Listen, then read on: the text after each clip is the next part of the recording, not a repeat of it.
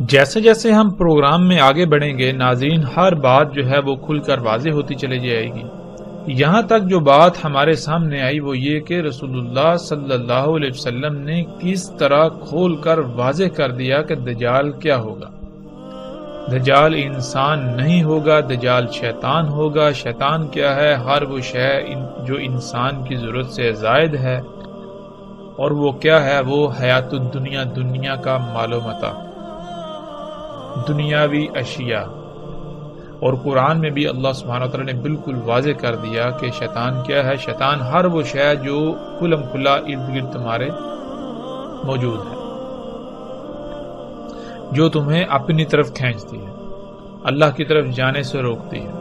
اتنا کچھ بیان کرنے کے باوجود، اتنا کچھ کھول کر بیان کرنے کے باوجود بھی رسول اللہ صلی اللہ علیہ وسلم نے یہ کہا، ذرا اس روایت پر نگاہ دوڑائیے۔ رسول اللہ صلی اللہ علیہ وسلم نے کہا، اس میں کچھ شک نہیں، میں نے تمہیں دجال کے بارے میں جو بھی ایجادات، حادثات، واقعات ہوں گے سب بیان کر دیا۔ اس کے باوجود مجھے یہ یقین ہے کہ وہ تمہاری عقلوں میں نہیں آئے گا، یعنی تم ان ایجادات وغیرہ کو دجال کی بجائے اپنا مسیحا تسلیم کر بیٹھو گے۔ اور حیران کن طور پر آج تک کیا یہ نہیں ہوا؟ آج اگر آپ سے پوچھا جائے یہ گاڑیاں، یہ جہاز، یہ مشینیں، یہ طرح طرح کی جدید سائنسی طریقے سے اگائے جانے والی فصلیں، یہ خوراکیں، یہ کیا ہیں؟ آج جس انسان سے بھی پوچھا جائے تو وہ آگے سے ایک ہی جواب دیتا ہے کہ یہ تو بہت ہی اچھی چیزیں ہیں، یہ تو انسان کے لیے مسیحا ہے۔ ناظرین، مثال کے طور پر اگر ہم تھوڑا غور کریں تو آج سے چند دہائیاں پہلے یا چند صدیاں پیچھے چلے جائیں تو اس وقت جب ایک عورت کپڑے دھوتی تھی تو اس کو کتنی محنت کرنا پڑتی تھی، کتنی مشقت اٹھانا پڑتی تھی، لیکن آج جتنے کپڑے وہ پہلے ایک ماہ سے بھی زیادہ مدت میں دھوتی تھی، اس سے زیادہ کپڑے چند لمحوں کے اندر ایک مشین جو ہے وہ دھو کر، سکھا کر تیار کر کے دے دیتی ہے، جس مشین کو ہم واشنگ مشین کہتے ہیں۔ اور یہ مشین کیا ہے؟ انسان کے اپنے ہاتھوں سے خلق کی ہوئی ایک مخلوق۔ آج جب ہم کسی سے بھی پوچھیں کہ یہ مشین کیا ہے تو ہر ایک کا یہی جواب ہے کہ یہ مشین جو ہے یہ انسان کے لیے سہولت ہے، یہ انسان کے لیے فائدہ ہے۔ یعنی یہ مشین کیا ہے؟ یہ مشین انسان کے لیے مسیحا ہے۔ لیکن اس کی حقیقت کیا ہے وہ ہم نہیں دیکھتے۔ ہم صرف اس کا ایک ہی پہلو دیکھتے ہیں جو ہمیں فائدہ مند نظر آتا ہے، اس کا دوسرا پہلو ہم یکسر نظر انداز کر دیتے ہیں۔ اور اسی کو رسول اللہ صلی اللہ علیہ وسلم نے کہا تھا کہ دجال آور ہوگا۔ ناظرین، جیسا کہ اس روایت میں ہے، رسول اللہ صلی اللہ علیہ وسلم نے کہا، دجال کے فتنے سے اعظم نہ کوئی فتنہ تھا اور نہ ہوگا یہاں تک کہ قائم ہو جائے گی ساتھ، اور نہ ہی کوئی نبی مگر اور تحقیق ڈرایا اس نے اپنی قوم کو اس سے، یعنی دجال کے فتنے سے۔ اور میں تمہیں اس کی خبر دیتا ہوں ایک ایسی شے کی جو کسی نبی نے خبر نہیں دی، کہ اس میں کچھ شک نہیں وہ آور ہوگا، اور میں گواہی دیتا ہوں، میں اس پر شاہد ہوں کہ اس میں کچھ شک نہیں، اللہ ہرگز اور نہیں ہے۔ تو ناظرین، آور کسے کہتے ہیں؟ یہاں پر ہم سب سے پہلے لفظ اور کو سمجھتے ہوئے آگے بڑھتے ہیں۔ جب تک ہم لفظ اور کو نہیں سمجھیں گے تب تک ہم پر یہ بات واضح نہیں ہوگی، کیونکہ اور کا معنی کانا کے کر دیے جاتے ہیں۔ جب اس روایت کے اس حصے کا ترجمہ کیا جاتا ہے تو وہ ترجمہ یہ کیا جاتا ہے کہ اس میں کچھ شک نہیں، وہ کانا ہوگا اور اللہ جو ہے وہ کانا نہیں ہے۔ نعوذ باللہ، کیا یہ تسلیم کر لیا جائے کہ اللہ کی دو آنکھیں ہیں جیسے ایک انسان کی دو آنکھیں ہوتی ہیں؟ اس کا تو یہ مطلب ہو جاتا ہے کہ اگر دیکھو جو سامنے آیا جس نے آ کر رب ہونے کا دعویٰ کیا، اگر تو اس کی دو آنکھیں ہوئی تو وہ تو تمہارا رب ہو سکتا ہے، لیکن اس کی ایک آنکھ ہوگی۔ مطلب کیا؟ مطلب یہ کہ نعوذ باللہ ثم نعوذ باللہ کہ اللہ جو ہے، اللہ کی ذات کی دو آنکھیں وہ بھی انسان کی طرح کی۔ یہ تو اللہ سبحانہ و تعالیٰ کے اوپر بہت بڑا بہتان جو ہے وہ باندھا جاتا ہے اور باندھا جا رہا ہے۔ اور کسے کہتے ہیں؟ اور کہتے ہیں کسی بھی شے کے ایک ہی پہلو کو دیکھنا۔ مثال کے طور پر آپ کوئی کام کرتے ہیں تو اس کام کو جب آپ کریں تو اس کا صرف ایک ہی رخ دیکھ پائیں، ایک ہی رخ سے دیکھ کر اس کو کریں، دوسرا رخ جو ہے وہ نامکمل رہے۔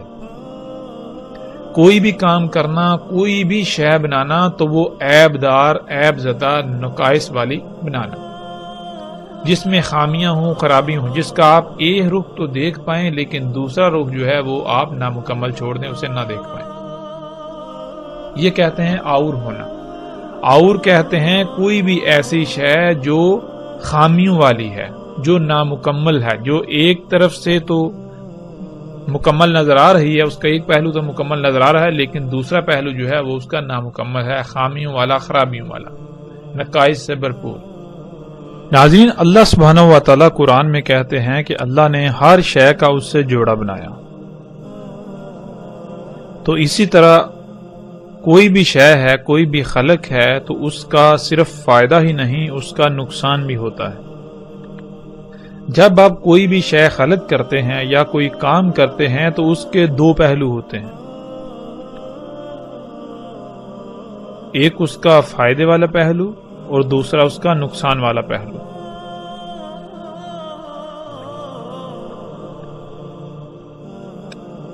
تو جو بھی کام دونوں پہلوؤں سے مکمل کیا جائے، دونوں پہلوؤں کو دیکھ کر کیا جائے، وہ ہوتا ہے اور نہ ہونا۔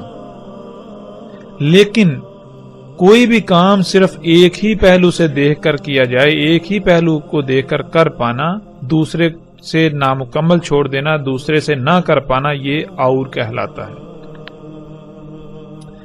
مثلا ناظرین، اس کی مثال یوں لے لیں، ایک طرف اللہ جو ہے وہ رب ہیں اور دوسری طرف دجال جو ہے وہ رب ہونے کا دعویٰ کرے گا۔ ہم نے پیچھے جان لیا کہ دجال کیا ہے۔ دجال ہے تو دنیا میں طرح طرح کی مخلوقات جن کا خالق انسان ہے۔ تو ناظرین، اللہ تعالیٰ نے رب ہونے کے ناطے ایک طرف انسان کی ضرورت، اس کے سفر کا ذریعہ، اس کی سفر کی حاجت کو پورا کرنے کے لیے اس کے سفر کے ذرائع دیے، جن میں گدھے، گھوڑے، اونٹ، خچر وغیرہ ہیں۔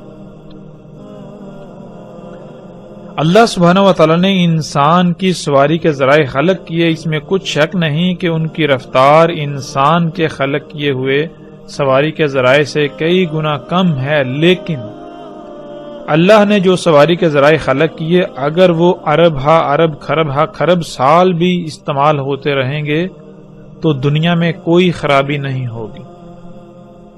اللہ سبحانہ و تعالیٰ نے ان کو خلق کیا تو جو وہ خارج کرتے ہیں، جو کچھ کھاتے ہیں اور پھر وہ خارج کرتے ہیں، جو فضلہ خارج کرتے ہیں وہ دوسری مخلوقات کی خوراک ہے۔ یوں فضلہ جو ہے وہ اس دنیا میں جمع نہیں ہوتا، بڑھتا نہیں، وہ دوسری مخلوقات کے استعمال میں آ جاتا ہے۔ یوں کائنات میں یہ جو نظام ہے یہ اسی طرح بیلنس رہتا ہے، یہ میزان جو ہے، توازن جو ہے یہ قائم رہتا ہے، برقرار رہتا ہے۔ لیکن اس کے برعکس انسان کے خلق کردہ سواری کے ذرائع، اللہ تعالیٰ نے جو انسان کی ضرورت پوری کرنے کے لیے، انسان کی سواری کی ضرورت پوری کرنے کے لیے جو ذرائع خلق کیے وہ دونوں لحاظ سے مکمل خلق کیے، ان میں کوئی خامی نہیں، کوئی خرابی نہیں، کوئی نقصان نہیں، فائدہ ہی فائدہ ہے۔ نقصان والا پہلو جو ہے اس کے اندر خامیاں وغیرہ ختم کر دی، دور رکھیں، خامیوں سے پاک خلق کیا۔ لیکن انسان کے خلق کردہ جو سفر کے ذرائع ہیں، یہ جو مشینیں ہیں جنہیں ہم گاڑیاں، جہاز، ٹرینیں وغیرہ کہتے ہیں،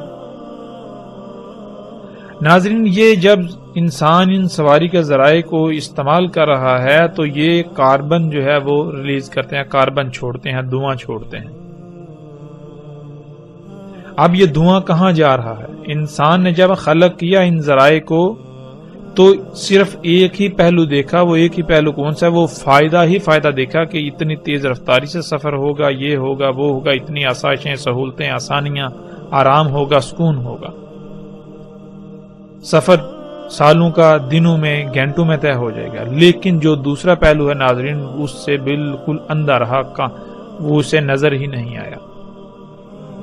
وہ کیا کہ یہ گاڑیاں، یہ جہاز، یہ مشینیں آج جو دھواں چھوڑ رہی ہیں، اور جن فیکٹریوں میں، جن کارخانوں میں یہ مشینیں، یہ گاڑیاں بنتی ہیں، وہاں سے جو دھواں خارج ہو رہا ہے، آج پوری دنیا اس دھوئیں سے بھر گئی۔ اس دھوئیں کی وجہ سے آج ہر سال کم از کم 33 لاکھ انسان جو ہیں وہ موت کا شکار ہو رہے ہیں۔ دنیا کی 99% آبادی کسی نہ کسی بیماری کا شکار ہے اس دھوئیں کی وجہ سے۔ آج دنیا میں لا تعداد بیماریاں ایسی ہیں جو اسی دھوئیں کی وجہ سے پیدا ہوئیں۔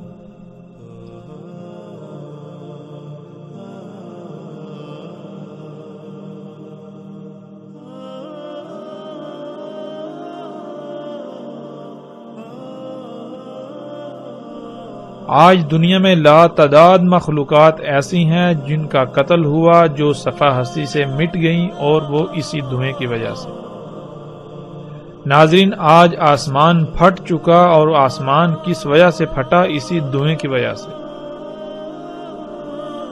تو آج جب کسی سے پوچھا جاتا ہے کہ یہ سواریاں جو ہیں یہ کیا ہیں، یہ تو نقصان ہے، یہ فائدہ مند نہیں ہے، تو آگے سے کہا جاتا ہے نہیں، یہ تو مسیحا ہیں۔ دیکھو پہلے جو تم سفر کرتے تھے، سالوں میں کرتے تھے، اتنی تکلیفیں، مصیبتیں اٹھاتے تھے، حج کرنے جاتے تھے، تمہیں مہینے، سال لگتے تھے، رستے میں ذل و رسوا ہوتے تھے، تکلیفیں اٹھانی پڑتی تھی، مشقت اٹھانی پڑتی تھی، حج کرتے تھے، بوڑھے حج نہیں کر سکتے تھے۔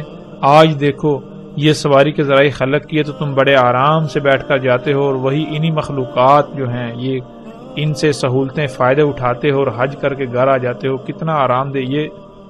یہ نقصان ہے یا فائدہ ہے؟ یہ فساد ہے یا اصلاح ہے؟ یہ دجال ہے یا مسیحا ہے؟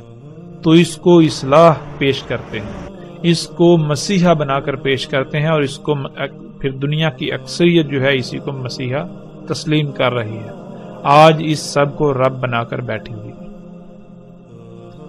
یہ ہے آور ہونا۔ تو دجال جو ہے وہ آور ہوگا، یعنی ہر وہ شے دجال ہوگی جس میں خامیاں ہوں گی، نقائص ہوں گے، خرابیاں ہوں گی۔ جو ایسی شے کو خلق کرے گی، خامیوں والی شے کو خلق کرے گی، خرابیوں والی اشیاء کو خلق کرے گی، وہ جو خالق ہوگا وہ دجال ہوگا۔ اللہ جو ہے وہ آور نہیں ہے۔ مطلب کیا؟ اللہ جو ہے وہ سبحان ہے، اللہ پاک ہے اس سے کہ وہ عیبدار خلق کرے۔ اللہ کوئی بھی کام جو کرتا ہے وہ اس کام کے دونوں پہلوؤں سے اس شے کو مکمل کرتا ہے۔ اللہ کی ذات جو بھی کام کرتی ہے، اللہ جو بھی کام کرتا ہے، وہ دونوں پہلوؤں سے مکمل، ہر قسم کی خامیوں، خرابیوں سے پاک خلق کرتا ہے اللہ۔ تو ناظرین یہی وہ واحد ایک علامت تھی، یہی وہ واحد ایک خبر تھی جو دجال کی پہچان کے لیے رسول اللہ صلی اللہ علیہ وسلم نے منفرد بیان کی کہ جان لو دجال جو ہے وہ آور ہوگا، اللہ جو ہے وہ ہرگز آور نہیں ہے۔ مطلب کیا؟ ہر وہ شے جس میں خامیاں ہوں، جس میں خرابیاں ہوں، اور انسان اس کے باوجود اس کو اپنے لیے مسیحا سمجھتا ہے، اپنے لیے فائدہ مند سمجھتا ہے، وہ کیا ہے؟ وہ دجال۔ انسان اس کے دھوکے کا، دجل کا شکار ہو گیا۔ اور جو بھی ایسا خلق کرتا ہے، جس سے بھی ایسا کام ہوتا ہے، جو بھی ایسا کر رہا ہے، وہ دجال ہے۔ اللہ جو بھی کام کرتا ہے وہ ہر لحاظ سے پاک مکمل کرتا ہے، وہ کسی قسم کی خامی، رائی برابر بھی کوئی عیب، کوئی فطور کسی شے میں نہیں چھوڑتا۔ تو جس شے میں بھی ہمیں یہ بات نظر آئے، خامی نظر آئے، خرابی نظر آئے، تو وہ کیا ہے؟ وہ دجال ہے، لہذا اس سے بچنا۔ پھر اس کے علاوہ اس روایت میں رسول اللہ صلی اللہ علیہ وسلم نے جو کہا وہ یہ، رسول اللہ صلی اللہ علیہ وسلم نے کہا کہ نہیں تھا، یعنی کہ ماضی میں بھی ایسے، یہ جو دجال کا فتنہ ہے یہ ماضی میں بھی گزر چکا۔ اور پھر اس فتنہ کو کیا کہا رسول اللہ صلی اللہ علیہ وسلم نے؟ کہا یہ فتنہ کیا ہے؟ عزم، اس سے اعظم کوئی فتنہ نہیں ہوگا۔ اعظم کسے کہتے ہیں؟ اعظم اس کا مادہ ہے عظامہ، عین زوئیں میم۔ عربی میں عظامہ ہڈی کو کہتے ہیں۔ ہڈی میں مضبوطی پائی جاتی ہے، سختی پائی جاتی ہے، قوت پائی جاتی ہے، اور ہڈی جو ہے وہ جسم کے اندر پائی جاتی ہے، گوشت کے اندر۔ ہڈی جو ہے اگر اس کو ٹیڑھا کریں تو وہ ٹیڑھی نہیں ہوتی، وہ مڑتی نہیں۔ اگر آپ ٹیڑھا کرنے کی کوشش کریں گے تو وہ ٹوٹ جائے گی۔ پھر اسی طرح ہڈی جو ہے وہ گوشت کے اندر پائی جاتی ہے، جسم کے اندر پائی جاتی ہے۔ اگر جسم کے اندر سے تمام کی تمام ہڈی نکال لی جائے تو پیچھے جسم کی کیا اہمیت رہے گی، کیا حیثیت رہے گی؟ اس شے کو عظم کہتے ہیں۔ رسول اللہ صلی اللہ علیہ وسلم نے کہا کہ جتنے بھی فتنے ہیں ان میں سے اعظم جو ہے فتنہ دجال ہے، یعنی کہ دجال کا فتنہ ایسا فتنہ ہے، اگر اس فتنے کو فتنوں سے نکال دیا جائے تو باقی فتنوں کی اہمیت و حیثیت بالکل ایسی ہی رہ جائے گی جیسے جسم کے اندر سے، گوشت کے اندر سے تمام کی تمام ہڈی نکال لی جائے تو جو جسم کی اہمیت و حیثیت رہ جاتی ہے۔ اس سے جو بات سامنے آئی وہ یہ سامنے آئی کہ دجال بنیادی طور پر دنیا ہی کے فتنوں کا نام ہے، لیکن دنیا کے فتنوں کی ان پیک کا نام ہے، یعنی کہ جو سب سے اوپر والے، جو سب سے بڑے فتنے ہیں دنیا کے۔ آدم علیہ السلام کی تخلیق سے لے کر قیامت تک آنے والے جتنے بھی فتنے ہیں ان میں سے جو سب سے بڑا فتنہ ہوگا، جو سب سے بڑا فتنہ تھا، وہ کون سا فتنہ ہے؟ وہ فتنہ دجال کا، وہ فتنہ دجال ہے۔ یعنی کہ اب فتنہ کسے کہتے ہیں یہاں ہمیں یہ بھی سمجھنا بہت ضروری ہے۔ جب تک ہم لفظ فتنہ کو نہیں سمجھیں گے تب تک ہمیں جو ہے مزید بات واضح نہیں ہوگی۔ ناظرین، فتنے کو ہم ایک مثال سے سمجھ لیتے ہیں۔ مثال کے طور پر ایک شے ہے، مثلا آپ ایک شیمپو بناتے ہیں، مارکیٹ میں اس سے پہلے بال دھونے کے لیے کوئی ایسا شیمپو وغیرہ موجود نہیں، آپ نے سب سے پہلے ایک شیمپو بنایا، وہ بازار میں آیا تو آتے ہی وہ لوگوں میں مقبول ہو گیا۔ جب کوئی بھی وہ شیمپو خریدتا ہے، اس سے بال دھوتا ہے تو اس کے بال انتہائی اچھے، زبردست ہو جاتے ہیں اور وہ بہت مشہور ہو جاتا ہے۔ اب کیا ہوتا ہے، کچھ لوگ ایسے ہیں کہ جن کے دل میں لالچ پیدا ہوتا ہے، جن کے دل میں مرض ہے، وہ کیا کرتے ہیں، وہ ایسا کرتے ہیں کہ وہ آپ نے جو شیمپو بنایا بالکل اسی طرح کا ایک نقل بناتے ہیں، ایک یا ایک سے زائد نقلیں بناتے ہیں اور وہ بازار میں لے آتے ہیں۔ تو ناظرین، جب تک بازار میں آپ کا بنایا ہوا ایک ہی شیمپو موجود ہے تب تک اگر کوئی بچہ جائے، نوجوان جائے، بوڑھا جائے، عالم جائے، جاہل جائے، کوئی بھی جائے، اس کو کسی قسم کی کوئی پریشانی لاحق نہیں ہوگی۔ وہ دکاندار کو پیسے دے گا، قیمت دے گا اور شیمپو اٹھا کر لے آئے گا۔ لیکن جب اس اصل کے مقابلے میں ایک یا ایک سے زائد نقالیں آ گئیں تو جب بھی کوئی جائے گا، خواہ وہ بڑے سے بڑا علم رکھنے والا ہی کیوں نہ جائے، جب وہ جائے گا اور شیلف پر پڑے ہوئے شیمپو دیکھے گا ایک ہی لیبل کے اندر 10 بوتلیں پڑی ہوئی ہیں تو ان میں سے جب وہ ایک خرید کر لے آئے گا، آ کر جب استعمال کرے گا تو اسے پتا چلے گا وہ یہ تو جعلی ہے، یہ تو نکلی ہے۔ اب جب دوبارہ اگر وہ خریدنے جاتا ہے یا آپ خریدنے جاتے ہیں تو آپ کے اوپر یہ امتحان جو ہے وہ طاری ہو جائے گا، آپ ایک امتحان میں پڑ جائیں گے کہ آیا ان میں سے اصلی کون سا ہے۔ کیوں؟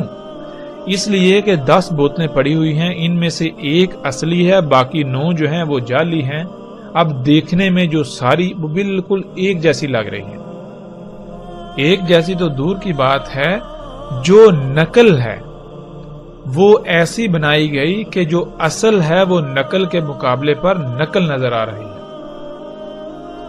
تو ناظرین، ایسے میں کوئی بھی انسان جب جائے گا، ہاں وہ کتنے ہی علم والا کیوں نہ ہو، تو اس کے اوپر ایک امتحان جو ہے وہ برپا ہو جائے گا کہ آیا ان میں سے اصل کون سی ہے، ان میں سے اصل شیمپو کون سا ہے۔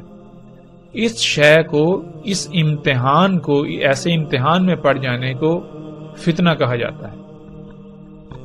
اللہ سبحانہ و تعالیٰ نے انسان کو خلق کر کے دنیا میں ایک مقصد کے لیے بھیجا۔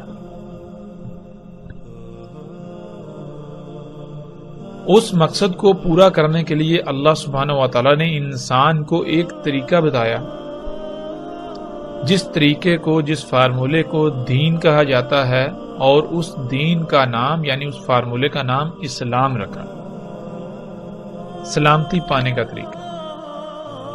یعنی کہ دنیا میں تمہیں ایک محدود مدت تک موقع دیا جا رہا ہے، ایک مقصد ہے، اس کو تم نے پانا ہے، حاصل کرنا ہے، اس کو پورا کرنا ہے۔ اس مقصد کو پورا کرنے کے لیے تمہیں یہ طریقہ کام آئے گا، اس طریقے پر عمل کرتے ہوئے تم اس مقصد کو پورا کر لو گے۔ تو جب تک دنیا میں صرف وہی ایک فارمولا، وہی ایک دین رہے گا تو کوئی فتنہ نہیں، یعنی کوئی امتحان نہیں۔